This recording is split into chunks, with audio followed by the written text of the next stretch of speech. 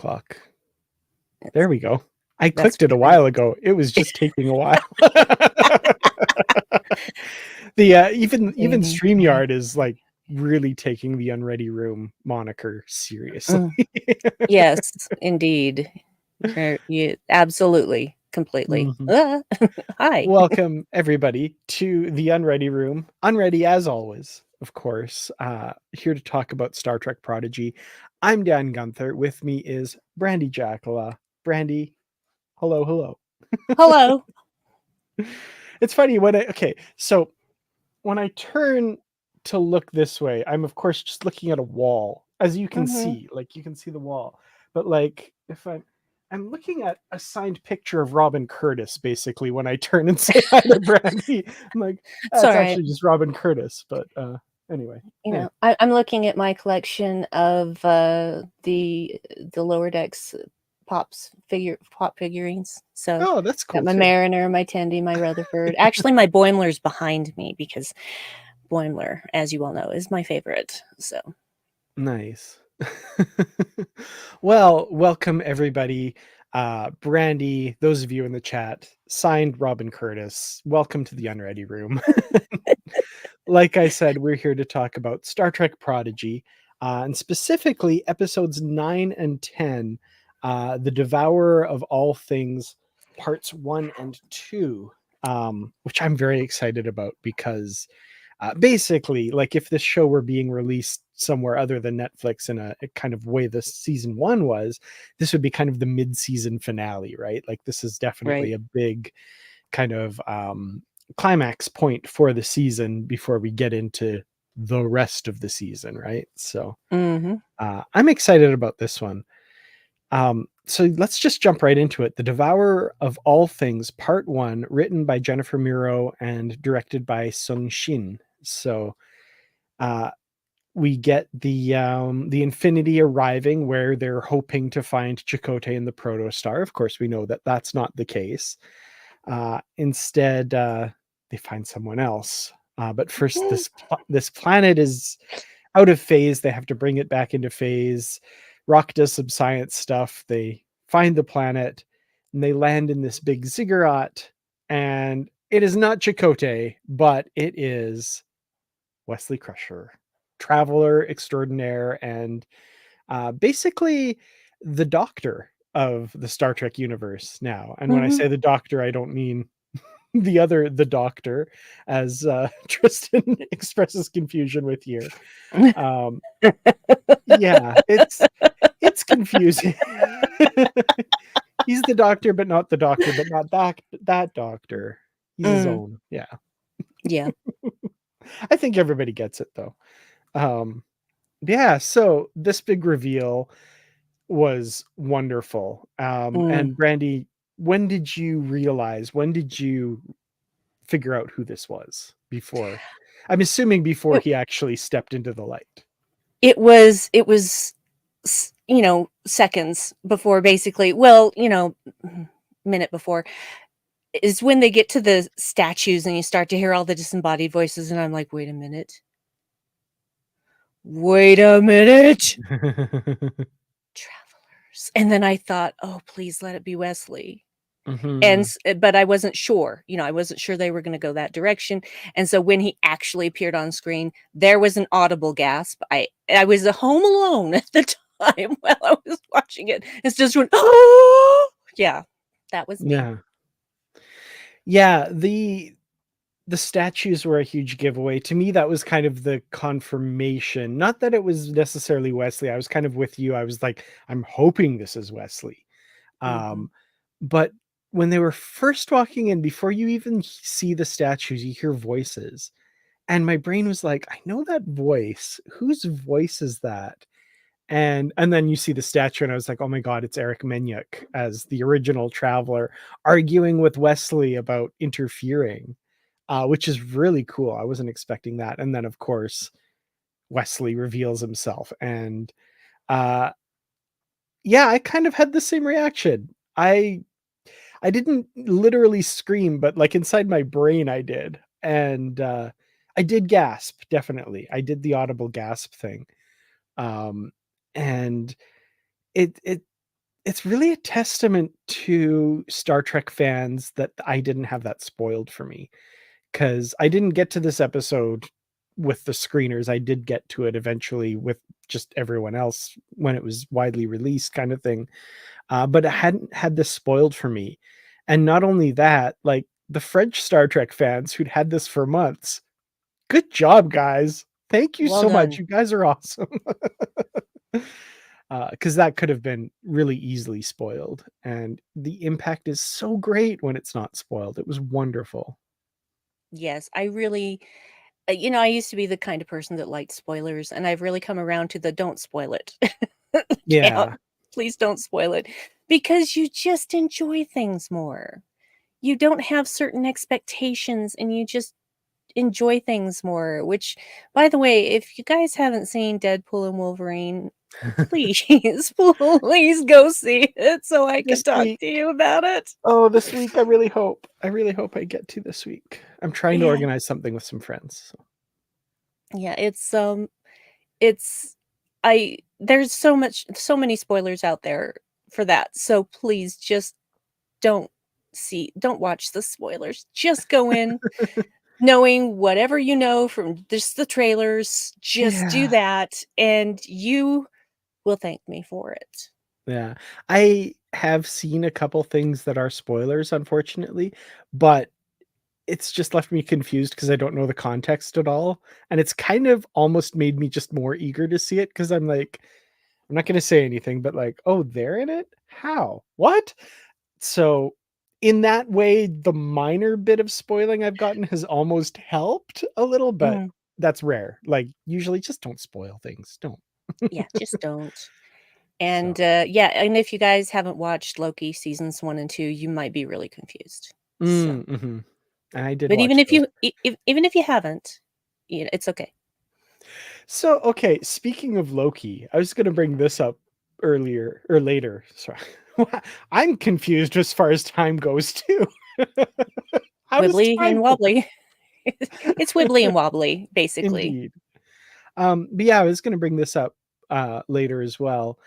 Loki, a lot of this episode and what's happening in this is reminding me of Loki stuff as well. And I think at one point I was like, I turned to Nikki and I was like, this is giving me like Loki vibes. And then it was like 2 seconds later, they mentioned that the name of the creatures was the loom. And I was like, they've even got a loom. Mm, I was like, it's yep. totally different context, but like it was just this weird moment. But anyway. Yeah, it was, I thought the same thing. I'm like, "Wait, what? Really?" What a weird coincidence. Just the timing of it blew my mind. That was funny. Yeah, yeah. Um, so yeah, they were expecting to find Chakotay in the Protostar. Instead, it's Wesley Crusher, which I loved because from their perspective, with the exception of Rock Talk, who's done some studying, they're kind of like, who's this guy? Like, what's he all about? Us Star Trek fans are like losing our minds. Mhm, But the Protostar crew and new viewers who are just watching this, they're learning along with the rest of them, like who this guy is and what he's about. And that's brilliant because you're going to want to look into the other stuff he's in and where he came from, right? I think that was really cool. But yeah, in his words, they're halfway there. So they're not all the way there yet, which is appropriate because we're at the halfway mark of the season. So that works yes, out. yes. I No. do have to say, uh, I was the exact right age for Wesley Crusher Mm, because the character and I were the same age, pretty much, nice. That's when cool. Next Generation started. And so and he was awkward and, um, didn't fit in and all of these things. I'm like, "This is me. Aw, that's This is what awesome. I would be like on a starship." And everyone would be so annoyed with me all the time. And I was That's okay with that. I lived yeah, vicariously through Wesley. yeah. It's funny, that's kind of where I was with Jake Sisko a little bit. Mm, I was still a year or 2 behind him, but it was pretty close. So a lot of what he dealt with, like, you know, wanting to choose his own path in life and all this kind of stuff. Not that my parents ever put any pressure on me one way or the other or anything. They were great about that, but it was about that time when I was trying to think of career paths and stuff, and so that's kind of neat. I would have that would have been really cool to line up with Wesley too. I think that would have been a good one. Yeah, it's, so, like, when he left the show, I was just like, No. but, they didn't use him as well as they could have, and that's not on Will at all. It's on producers. So, Yeah. you know, I got what I could, and when he showed up in other things, wow, okay, guys, if you can hear that really loud noise, I'm so sorry. There's a Oh, cement truck. Yeah, putty putty. There's sorry, I can't help it. It's compulsive. Yeah, there's a neighbor across the street who's having a driveway laid today, so you Mm, might hear really loud sounds from the cement truck putty putty. So sorry about that. right on. Startled me. No worries. Stuff happens. It's live. It's all good. Um, Regarding Will Wheaton and Wesley Crusher, an interview he gave where it's almost a little heartbreaking, where he talks about coming back as Wesley in this and how this is the first time that he's like excited to see himself as Wesley, which is really sad. Like his experiences and what he went through, awful Mm. as a young man, and how he was treated by his parents, and all of that. Obviously, very warm memories from TNG because of the cast and how they treated him, which was much different and wonderful. But it's heartbreaking to hear that, like, I loved seeing myself on screen as Wesley this time. That's the first time that's happened. Oh, I just want to Mm. give him a hug.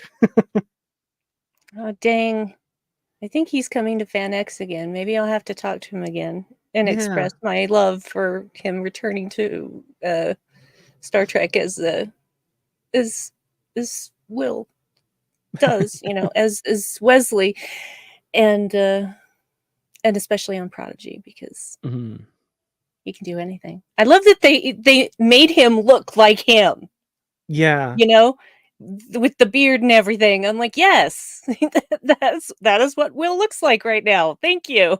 Yeah, that was great, and his manic energy that he brought So to this, great. so good. All the sweater metaphors. So many sweaters. Also that was also very, Doctor Who-like, that manic Mhm. energy, and that's what happens when you can see everything all the time. You gotta it can be difficult to sort it all out. Yeah. Also, this I didn't put this in my Easter egg section, which there's a lot for this episode, but, Mhm. Jörg Hillebrand on Twitter, to whom I owe a lot, and we'll talk later about that. He made a connection, and I don't necessarily agree that it's like an Easter egg, but it's a really fun, cool connection. He has so many sweaters, right? He has tons of sweaters he talks about. One of the last things his mom said to him in the episode, Journey's End, when he left, she hugged him and said, "Make sure you dress warmly on those other planes of existence." I'm like, "Bah, that's so sweet." Now he has like 100 sweaters. He listens to his mom. Yeah, and the sweater he was wearing is very reminiscent of one he wore in Next Generation. Obviously Yeah, not identical, but the very, first very reminiscent. yeah. Yeah, that first one he wore in, like, the first, like, 3 or 4 episodes, I think. Yeah. The orange one, yes. Mhm. Mhm. Yeah. Absolutely.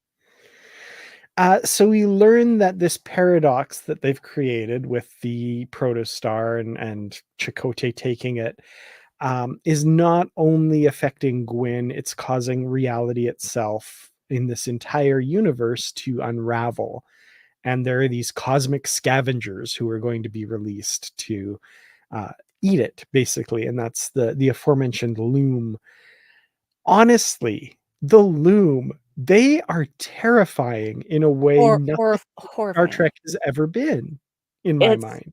just the sound of them alone Mhm. is chilling, and then you put the physical aspect of them, and it's just like, "Ugh." Yeah. Yeah, that's a horror movie right there, What the a loom. Yeah. What a wonderful creature design. Like, it's Mm. amazing. Like you say, everything from the sound, the look, the movement, the animation, all of it. It's just wow, incredible. Just their mouths are so wrong. I mean, everything about them is just wrong, and it's Mhm. perfectly done. Yeah. I had that impression, especially later when they're, like, all flying up towards Voyager towards the end. Well, I guess that's part 2. We should just be talking about part 1 by now. But yeah, the way they moved, that really reminded me of Mm, that as well, and that same kind of otherworldly thing that just makes your spine kind of go like, just no. Just no. Oh, So David much said no. it Yeah. too. Um, yeah. So they're after Gwyn because she's the kind of thing that's disrupting things, like she's not supposed to be there kind of thing. Um, the travelers, interestingly enough, just want to abandon this timeline. They're like, that's too bad a paradox. It's too hard to fix. This one should be sacrificed. I loved Wesley's reasoning for not wanting to give it up. He's like, I'm from this universe. My mom lives here. Like, oh, that's yeah, absolutely. It's the Prime timeline. It's got Prime in the name. Come on. Yeah, come on. Of course, as Travelers. Giorgio would have told Saru, like whatever timeline you're from, that's Prime. To her, the mirror universe was Prime, and we were the mirror, right? So Yep. it's just our perspective, but still, it's our perspective. We like this time. Yeah. Well, and to say that it's too hard to fix, obviously it's not going to be too hard to fix if you're sending kids to do it. Well, that's interesting because Wesley sees there's billions of possibilities, and Wesley sees only one that will allow them to fix everything. And this really reminded me, of course, of Doctor Strange in Yeah, Avengers I Endgame, was right? gonna say I wrote it down, I was gonna say it too, you beat me to it. Yeah, I was just like, "Oh, this is Infinity War." Yeah, exactly. He's just the one possibility, and everything's got to line up and be exactly right. As he says, all six must stay together. Hmm. Mm. Um, and in order for this all to work, but basically, the loom attack at this point, and we see the same effect we saw in Voyager, where everything just kind of slows down, and that was terrifying too, and Gwyn sees this from outside because she's got the discriminator that allows her to kind of be outside of the timeline, and she sees everybody freeze, and she's terrified. Um, and I love that they already established a couple episodes ago that holograms can fool the loom. Like they're basically they're detecting these people based on sight or something because Wesley's able to create a double of Gwyn looking scared to throw the loom off, which I like that little bit of. They set that up a little while ago and it pays off here. That was nice. Yeah, I was thinking that too. I'm like, "Ah, nice connection, nice connection." Hmm. So it isn't just about the, artificial life sign as well. It's about sight. So, very interesting. Yeah. So there's this hidden bunker that Wesley has, I guess, this hidden locker that he retrieves a bunch of temporal stabilizers from. I love this locker, like the stuff he has stashed in there, um, which some of which I'll get to in my Easter eggs, but like I like the little model of the Enterprise and a bunch of the other stuff there, and the uniforms for the Protostar crew are just kind of sitting there in the middle. I'm like, hmm. I loved that he stopped and, "Ah," it just opens reality. He sniffed it out. That's great. It's so great. Uh, so he's able to get those temporal stabilizers, give them to the Protostar crew, and they're similarly unfrozen and can move about now. And the Loomer after them. Now, this is one thing that's popped up. It is actually from season 1 and 2 as well, and I've never mentioned it, but it's just a little thing. It's not a huge thing. It's not like I can't believe that. I think it still kind of works, but when they fire their phasers at the loom, now I'm gonna get into like super nerdy stuff here. There are 2 TNG era phaser sound effects. There's the ship phasers and there's the hand phasers, and they sound different. And Prodigy has always used the ship phaser sound for any phaser, whether it's the ship or the hand phasers, which is fine. These ones just sound like that. But I'm just, every time I'm like, I would have picked the other sound. But that's okay. That's okay. Yes. Well, in space, there is no sound. So No, well, there's that as well. And I did think of that. I was like, this is all. so the fact that there are engine noises and phaser sounds is like, no, that's not how physics works. But I'm gonna okay. I've been practicing this too, and I don't know how this is gonna come across. When I do it, it sounds right in my head, but the phaser sound effect is like, and the Mhm. hand phaser sound effect is. Mhm. So I don't know how that sounds over the microphone, but that's what I've been practicing. You've done well, sir. Oh god, I'm such a nerd. What am I doing with my life? Anyway. Dude, let your freak flag fly, man. It is good to Mhm. be a nerd. I agree. Absolutely. That was said facetiously. Um Anyway, this gives us Zero's great line though. They seem unfazed, which I loved. Yeah, that's one of my biggest pet peeves is when people use the wrong form of phased. This, of course, was the right way because okay, it's just like, oh, this headache doesn't phase me. That's Mhm. F-A-Z-E. F-A-Z-E. That's the form of that word. But when you're talking about the way they used it, they didn't get phased, and phased was with a phaser, PH. So that is the PHAS. And I'm just like, you guys are really appealing to my grammar nerd right now.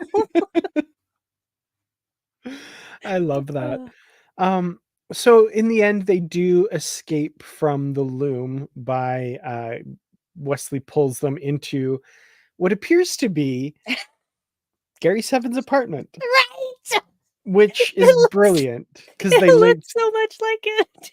Yeah, well, they linked the travelers and the supervisors in Picard, right? Like this is all they're all linked together. So I Oh, loved that. that That's that really cool. line that line when I can't remember Oh, who says it.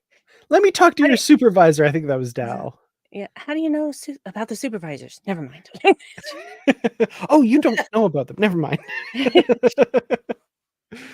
Yeah, that was really Oh, good. wow. Just wow. So much wow in this episode and the next Mm, episode too is just things that I'm just like my jaw just open and I don't even know what to say at this point because I'm like, this is some of the best Star Trek I've ever seen in my life. yeah, absolutely. So meanwhile, while all of this is going on, of course, Voyager is trying to find the Infinity and follow them. They're on the Infinity's trail. They find the transwarp corridor from the Fast and the Curious. Uh, I love Janeway's conversation with Jellicoe. Oh my god. So good. Excellent. Yeah, I loved that too. Edward, uh we're breaking up. We're going through a transform or Why? Well, technically. technically we are. I love the editing of that, like how quick it was too. It wasn't Mhm. like we get a big long scene on the bridge of Voyager, like, should we go through the conduit? I don't know, blah blah blah. It's like, Mhm. what? We're going through a transwarp conduit. Bloop. Well, technically we are. Flash to Voyager goes in. It's like, yep. Yeah, she had to hurry up and cut him off before he gave her an order. Mm-hmm. That was brilliant. And then of course Voyager arrives at the planet. Technobabbles reveal of the planet like Rock did. And says, "Okay, what are we gonna find here?" And we see the loom, and that's the end of the episode. End of part 1. Freaking loom. Obligatory dun dun dun here, I guess. Yes. Okay, so I'm going to really quickly go through the Easter eggs in this episode because there are a lot in this one, and then even more in part 2. So Gwyn's log entry at the beginning, she manages to get in both "It's been a long road," Mm-hmm. as well as "It's not about the journey, it's about the destination." 2 Star Trek references.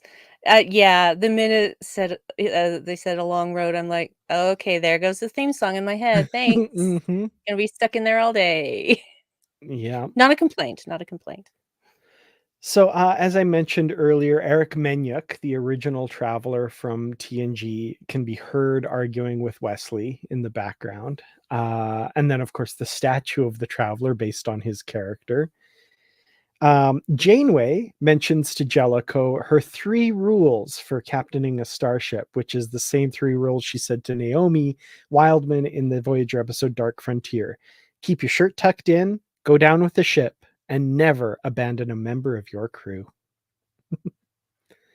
uh, Wesley Crusher, of course, and his sweater, which we've talked at length about. Rock lists Wesley's history in Nova Squadron, his time on the Enterprise D, and making acting ensign at age 15, which Wesley says, not in that order, but yes, pretty much correct. And then Wesley mentions the various quantum timelines, alternate realities, and planes of existence there are, including, he mentions the Prime Universe, the Mirror Universe, the Narada Incursion, the Kelvin timeline, right? Fluidic space, and the mycelial plane. At which point he says, wait, actually, no, you're not supposed to know about that one. Forget I said that. I didn't mention that. Just, upholding Starfleet's classified. That's good of him. Yep. Well done. Well done. Yeah. The mention of the supervisors, which is, of course, Gary Seven and his ilk from Assignment Earth. And so, yeah, Wesley's hidey hole. There's a lot more in here than just this, but what I saw were the Protostar uniforms folded up there, the model of the Enterprise E. There's a bunch of phaser rifles. There's the temporal stabilizers he uses, and then a bunch of other stuff, which I hadn't really identified. But is there anything else in there that you noticed that was eye-catching? I don't know. That was pretty much all the stuff I noticed too. So, Okay. All right. I'm sure uh, there's other stuff, but I just didn't know the significance. So, yeah, or if there was any, I don't know. But it could just be souvenirs. Who knows? yeah. And then, of course, the final one, Gary Seven's apartment from Assignment Earth, is basically and it's a training place for the supervisors, apparently. So, yeah. Yes.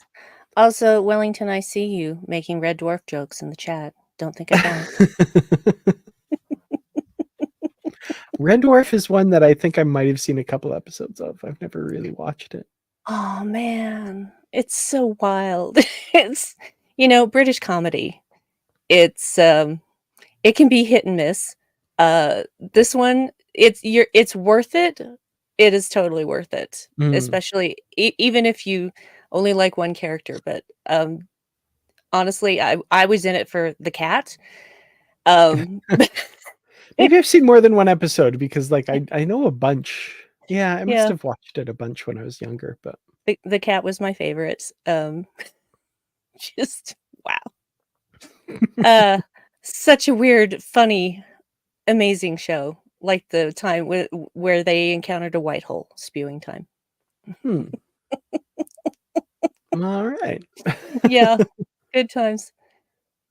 And also in space, no one can hear you. Cha cha cha. Nice. Everyone who knows Red Dwarf knows what I'm talking about. Awesome. Well, I'll add it to my list. It's one I've been wanting to revisit at some point, but yeah. Yeah, it's like everything. It evolves throughout its run, and it's absolutely ridiculous, and I love it. Yeah. And Patrick, that's a good point. Like, you see that in Will's performance here. It's so good. Absolutely. He's relishing every line for sure. Mhm. There are so many, like, when he's really enthusiastic, he sounds like his young self. He Mhm. sounds like, 14-year-old Wesley Crusher. Just my heart. Yeah, I love that. for sure. Well, we get a lot more of him in The Devourer of All Things Part 2, which we'll jump to. We'll talk about our feelings and ratings at the very end. We'll count this as one big. When it's a two-parter that both Yeah. parts are named the same thing, I would say that that is the way to go Okay. with those. So, just a second, though, I've gotta change my name, so Oh, shoot, me too. Thank you.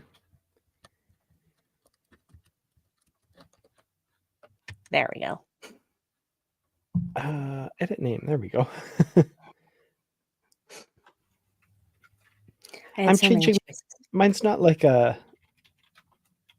Mine's a very specific one because I want to talk about this later. Yes! I have that written down too. There It was one is of my choices. there is an Easter egg tied to that, which blew my flipping mind when I realized the full implications of it. But we'll get there. Okay. So, The Devourer of All Things Part 2, written by Aaron J. Waltke, directed by Sean Bishop.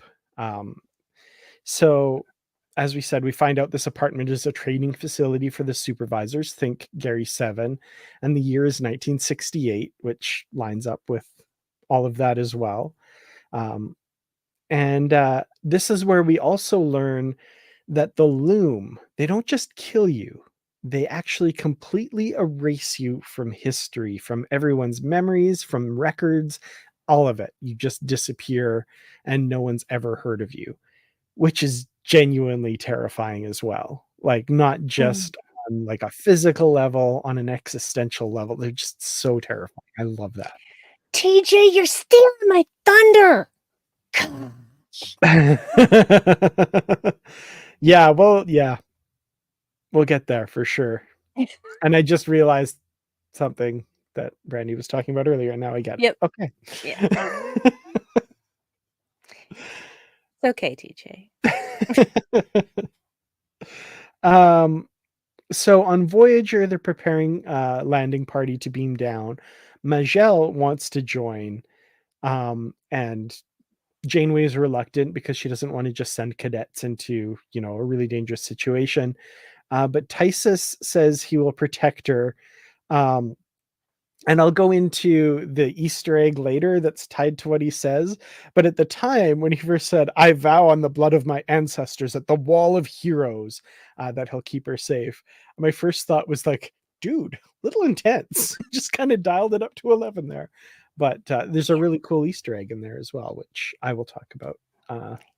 Yeah, and meanwhile, I'm thinking, Majel can take care of herself. Yeah, and will eventually. Yeah, exactly. Yeah, it's just like, yeah, you can protect her, but she's got skills, y'all. Oh, no, did I freeze? Yeah, absolutely. Briefly, you're okay. Okay. Oh. Am I frozen again? The No, you're not. It's all good now. The audio was Okay. a little, yeah, separated Choppy? from the video, but we're good, I think. Okay, Yeah, cool. you're fine. Alright. So yeah, they beam down. The ensign who's with them, Ensign Middleton, uh, is taken by the loom and destroyed, basically. Uh, and then Tysus ends up beaming out, but Majel rips her comm badge off and doesn't go with him when he's trying to evacuate them. Um, on the Voyager, when Tysus talks about Middleton and Jane, they're just like, "Who? What are you talking about?" Terrifying. That is like, how sad is that? That is terrifying, and the thing is that when you sit down and think about it after the fact, you're like, "Oh, that person is gone forever." They're Mhm. just they're just gone forever, and nobody even knows, and Yeah. that's, like, the worst thing. Mhm. Yeah, his parents, they just never had a kid now. Like, Mm-mm. whoa. That's terrifying. It's just so it's sad, it's just really sad.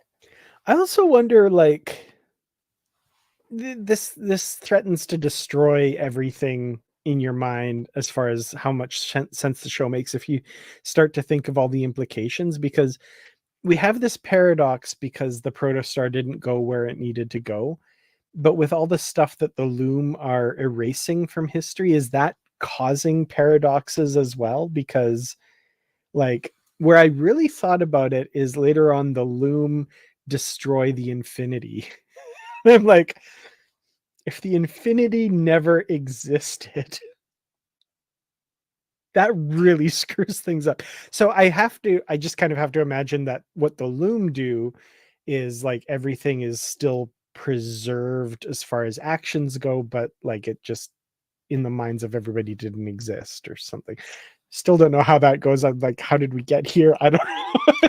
I'm Thought we just had a gonna go I'm just gonna go with time travel fixes everything, and yes. so once they restore the timeline, all of that stuff never happened. Yeah. There's a bunch of stuff, like, with the end of the season too that I'm like, "Wait." And I haven't seen it asked or answered anywhere. Anyway, we'll get there because I have questions later, but anyway, yeah, that's the one that really got me, is when they just when the Infinity disappeared. I was like, "Oh, that sucks. Wait. Oh, no."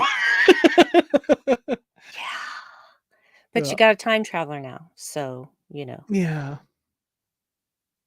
But, like, everybody on like, okay, so the Protostar crew, they had the things on, so they would still remember it. But, like, what about the people on Voyager who weren't wearing those yet? What were they chasing? Why did they go there? They don't know. They don't know. Yeah. Anyway, okay. So, um, yeah, Janeway doesn't remember Middleton. I mentioned that. This was really touching here because Majel and Zero are able to sense each other. So Zero knows Majel is near, and Magel's kind of tuned into him as well. And it was like, oh, this is really kind of sweet and cute. Um, and she uses Wesley's equipment to try and contact them, which rings the phone in the apartment. It's for you. That was great. Oh, wow. Landlines with the curly cords. Remember those? Hmm. Hmm. Um, so she's trapped and the Loom are closing in. They could save her, but Wesley doesn't want to give away their position to the Loom and compromise them, which, like, it's heartbreaking. But I get where he's coming from. Like, he's trying to save all of reality.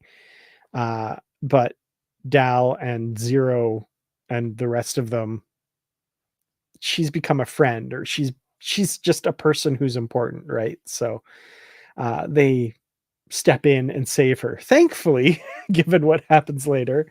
Um, but yeah, Wesley doesn't realize that at this moment, and that was heartbreaking when he says, "I'm sorry," and starts to close the, like, computer interface and Mm, trapping I'm her. I'm sorry, I can't risk it, and Dell's like, "Well, I can!" Yeah. And luckily, slamming his hand on the control panel seems to be the thing to do to open up a portal to bring her in. Thankfully. Whew. Yeah, Lucky. yeah. Um, He was failing upward in that moment. yes. So Michelle lands in Zero's lap, who never had a lap before, so that's, handy. Um, and, like, the looks they're giving each other, man, They're in love. yeah. And Michelle approves of his new look too, like, yeah.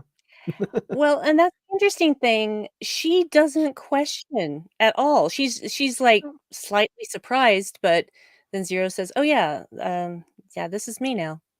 And she's Yeah. just like, "Yeah, mhm, okay." I've grown beyond my programming, as the doctor would say. Yeah. Yeah. It was so tender. Yeah, I love the character design for Mijel. Like, her face is it's very Vulcan, but it's still very expressive. She's young, she's not as not as emotionally controlled as a lot of Vulcans are, and I think that was a good choice. Like, it's a Mhm. nice balance for her character. I really like that. Yeah, plus she's got some, almost gothy makeup going on around those eyes, so Yes. Yeah. In the same way there were a lot of, like, T'Lyn cosplays, I expect to see some Majel cosplays soon, especially with that hair. I think that would be fun to kind of try and realize in real life. yeah, you would have to get someone skilled at cutting a wig. Mhm. Definitely. Or very dedicated to somehow grow your hair out to do that.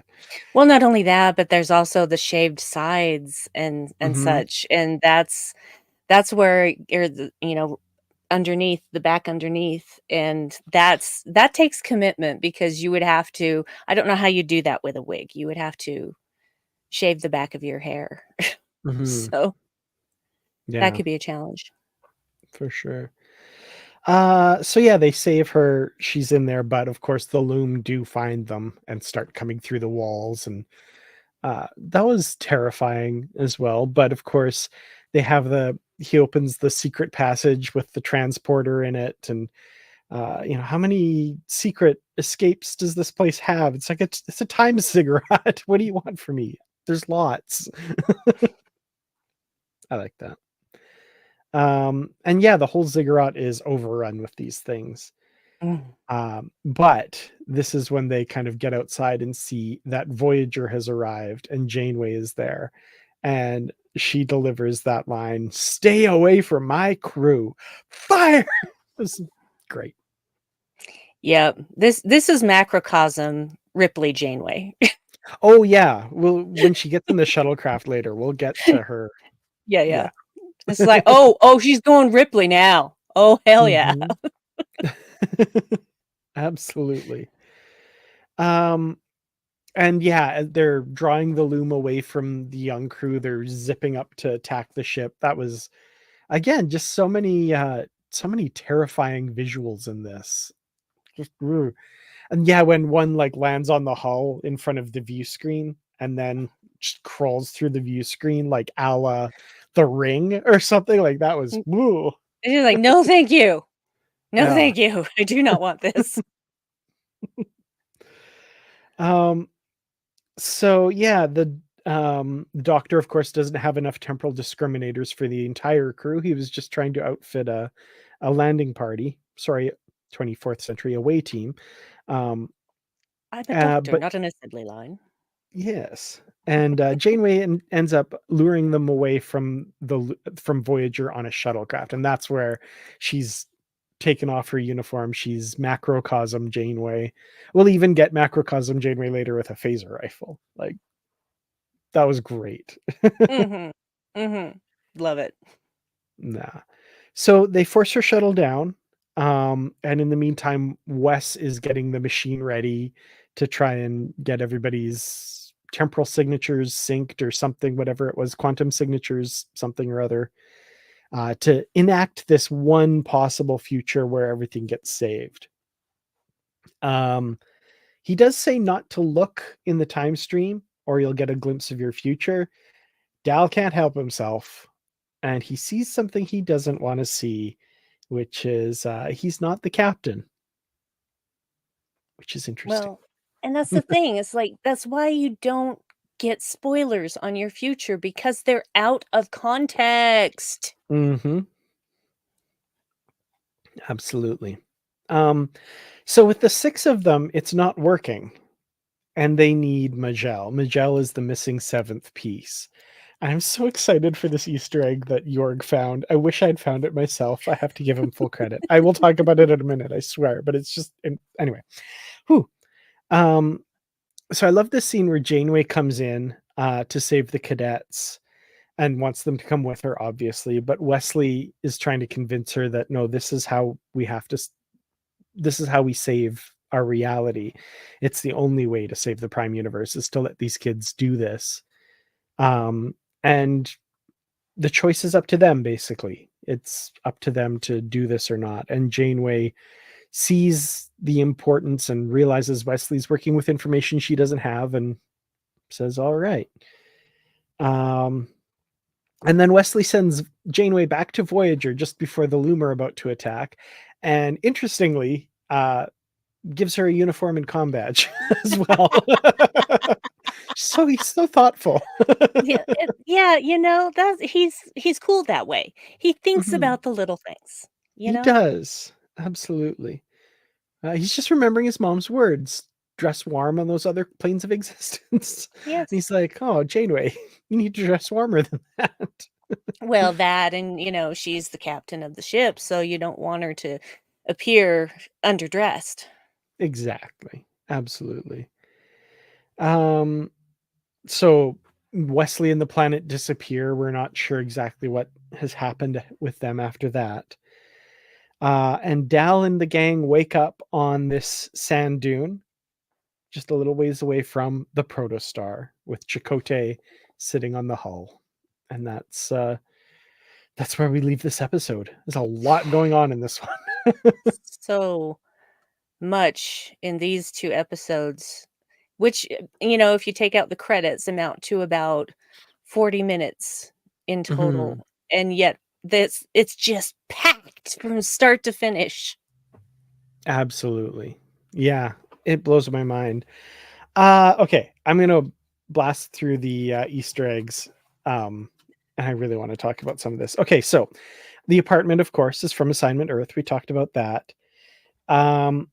When Tysa says that he'll protect her and mentions the oh my goodness, the Wall of Heroes, by the blood of the wall on the Wall of Heroes, that's where Shran was going to take Talus's blood in the Enterprise episode. I'll take your blood to the Wall of Heroes on Andoria, right?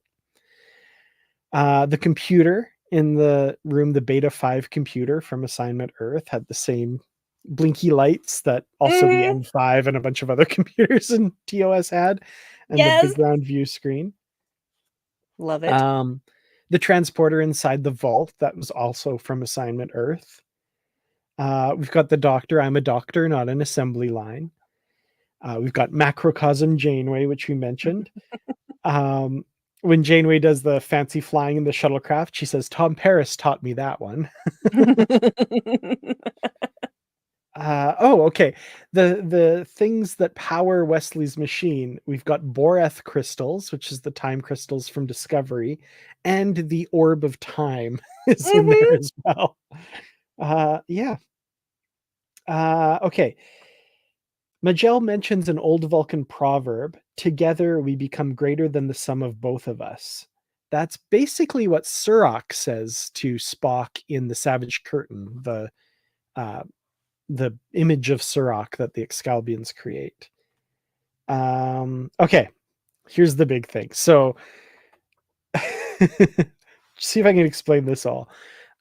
Janka mentions a Jabalian omelet, and it's shortly after that Wesley says he realizes that it wasn't the 6 of them they needed, it was 7. The answer was in front of him right all this time. He needs all 7 of them. Here's the dialogue from the Voyager episode Prototype, where the Jabalian omelet is first mentioned. Neelix is talking to B'Elanna Torres. He says, I remember when I was trying to perfect the recipe for my Jabalian omelet, but I couldn't get it right. I was too tired, I couldn't see it. And then, in a dream, it came to me. I was using 6 spices, but the omelet needed 7. Oh my God. Mind blown! What? So that's what gave Wesley. Wesley was like, wait, I've got it. Wow. It was never 6, it was 7. See, the thing is, I knew the Jabalian omelet was a Neelix thing, and I'm just like, oh, nice Voyager reference. And then it's, that's all I thought about it. But no. Wow. And that's, yeah. That's the one that, like, so full credit to Jorg, I can't remember his name. Jorg, oh shoot, Hillebrand. on Twitter. Hillebrand, thank you. Jorg Hillebrand on Twitter. Full credit to him for figuring that out. And Aaron J. Waltke replied to him, and he's like, I put that stuff in just for me. Like, I would never expect anybody to make that connection. But yeah, that's confirmed by the writer. That was absolutely there on purpose. Wow. That Jorg, man. Blows my mind. He is extremely good at figuring these things out. His brain must be like an encyclopedia. Yeah. Basically all week I've been like, I can't wait to talk about this. I can see why, because I didn't get that. I don't think anyone else in the chat got that. I would never have gotten that. I just happened to read his tweets. Wow. Yeah. Just another reason why Aaron Walke is a genius. Absolutely. 100%. So there we go. That's basically the mid-season finale, if this were not just all 20 episodes dropped at once. And we found Chakotay and what's going to happen next. So I loved these episodes. There's so much here. This was where, like, I remember watching the first half of the season going like, oh, this is pretty good. I'm enjoying this. This is pretty top-notch Star Trek stuff. I'm really like how they're handling things. And then these episodes was where I went, oh my God, like they have something here that's just incredible. And it really got me psyched for the back half of the season. So yeah, I don't know what to say about these episodes other than just how completely in awe I am of how they're handling this stuff. So my rating for these episodes is going to be one hyper enthusiastic Wesley Crusher. Yes, that is an excellent rating. I too was just blown away by these episodes. Didn't see it coming. We had the clues, but never in a million years did I think that Wesley Crusher was going to show up as the Traveler again. So when he did, I was just so damn happy. I might have cried. And this just everything about this. By the way, mango is my favorite fruit. So I don't get why mango juice never became more popular either, because it is delicious. So these two episodes, I don't know what else to say, because they're mind-blowing and intricate and amazing and heartbreaking and inspiring and all of these things. Yes, very fanciful. I am going to say this is just for me one giant transdimensional time ziggurat. That's a great rating. There's a lot to explore in that ziggurat. Yes, there is. Yeah. Tristan, I have to absolutely agree. Perfection. That's the one word summary. Absolutely. Yes. Excuse me. Yeah. Amazing episodes. Yes. Yeah. Yeah, I don't really know what else to say. I love the events of these episodes and the performances, the animation, all of it. Just they really dropped so much in these two episodes, and you can tell it was a labor of love. Absolutely. So good. So I guess that's it for this week. Next week we're going to be talking about the Last Flight of the Protostar, parts 1 and 2. So another two-parter to talk about. We're going to see Chakotay. We're going to find out what the heck happened to the Protostar and how they're going to get out of this one, I guess. So Brandi, before we go, you've got a new project going on that I think you need to tell people about, because I listened to the teaser for it and I loved it. And yeah, please tell us all about what you're working on with David. All right. Thanks for the pimping. My husband, Dave, and I are doing a new podcast that Dave has named Shield Podulation, because he is really good at puns. And he says he's a casual fan, and I'm like, "Dude, that's more than a casual fan, being able to make those kind of puns." So, yes, a shield podulation is going to be, Dave and me talking about a random episode of Star Trek, which means we're letting AI pick the thing that we're doing, and then we talk about it. And there's going to be no editing. That's the funny part. Everything you're going to hear is our actual discussion, nothing cut out. And the only editing will be to clean up any background noise and to put the intro and outro music in. so so we're going to be doing that. The teaser is up on Spotify and Apple Podcasts, and then we're going to be recording next week our first actual episode, which should be out that weekend. Because again, not doing any editing because we don't want to. We're old and tired. We want to talk about Star Trek, but we don't want to do all that other crap. So this is what we're doing, and yeah, really excited about it. We're gonna have a good time. Awesome. And there will be swears because I can't help myself. And yes, I do appreciate the shout out. Not the only reason I liked it though. I love the banter between the two of you. The back and forth is so much fun to listen to, and I can't wait to listen to like a full real episode. So I think Yeah. the intro one was like 9 minutes long, and I wanted it to be longer. So Yeah, I was proud of us for going on that long. And I'm like, well, if we keep doing this, this is gonna be more than an intro. This is gonna be an actual full-length episode. But yeah. Well, honestly, we owe the idea to you really, because back in the day when we would go long spans between Trek and we weren't both so busy, right. we would do the random episode thing and let people in the chat offer one of the options and then let the AI do the other 3, and then people voted on Twitter, and that's how we chose a random episode. Yeah, that was So, fun. Oh, yeah, that's it was a cool. lot of fun, and I was reminiscing and talking about how much I enjoyed that, Mhm. and that's how Dave hatched the idea to do it as a podcast. So it really is That's because of cool. you, man. Aw, well, I really look forward to hearing it. You guys are a lot of fun, and, yeah, cool. I'll be tuning in, and it looks like Patrick will be too. That's awesome. Oh, yeah, the Patrick, T'Pol. I forgot about the the T'Pol. poll. So great. Oh, man. The poll. Wonderful. Excellent. So before we go, Tristan does have a message as well, which is Coupon Jim says, "May the force be with you, or double your money back." So there you go. Yes, keep it going. Make the world know. Give it to Oh, the planet as a gift. Just keep it up. Keep it up. I love this. awesome.